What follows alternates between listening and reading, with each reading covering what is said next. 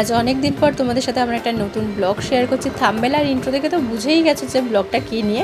Welcome to my channel, সঙ্গীতার blog channel. তো চলো তোমাদের সাথে একটা ইন্টারেস্টিং ব্লগ শেয়ার করি। আজ ছিল আমার মা জন্মদিন। হ্যাঁ, জন্মদিনের তারিখটা হচ্ছে 14ই আগস্ট। তো সকাল সকাল বসে পড়েছি 5 রকম ভাজা, মানে টুকিটাকি কিছু রান্নার রেডি করার জন্য। অলরেডি কিন্তু মা মানে সকালবেলায় যে রান্না করে রেখেছিল।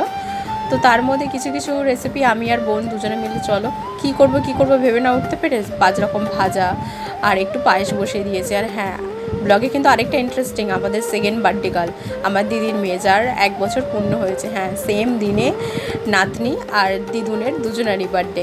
তো সেখানের ছোট্ট একটা ডেকোরেশন তোমাদের সাথে শেয়ার করলাম। আর এটা হচ্ছে কি যে বোন রেডি করছিল মার বার্থডেতে গুছিয়ে দেবো যে থালাটা, সেটা রেডি করছিল। তো একটা ছোট্ট ক্লিপ তুলে নিলাম। হ্যাঁ জানি দুজনে পাগলির মতন অবস্থায় ছিলাম, কিছু করার নেই, আমরা এইভাবেই থাকি। ওইভাবে সেজে গুজে পরিপাটি হয়ে গুছিয়ে থাকার মতন সবসময় ভালো লাগে না।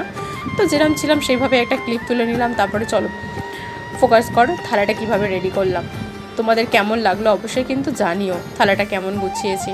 আর তোমরা কারা কারা মার জন্মদিন এইভাবে সেলিব্রেশন করো আমাকে কিন্তু অবশ্যই কমেন্ট করে জানিও, বলো যে কেমন তোমরা করো। এর থেকে আরও হয়তো বেটার করতে পারো, আর কি এক্সট্রা করলে ভালো হতো সেটা কিন্তু জানিও।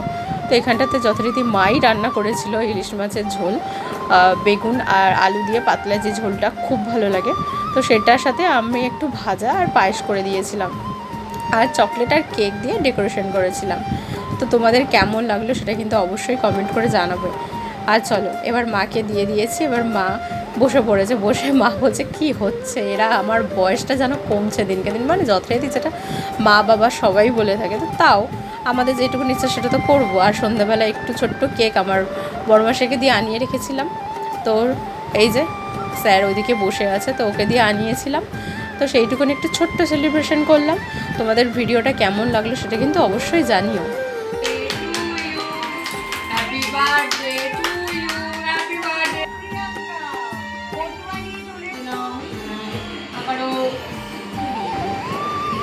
আর আমার ভিডিওটা ভালো লাগলে অবশ্যই কিন্তু আমার চ্যানেলটা সাবস্ক্রাইব করতে ভুলো না।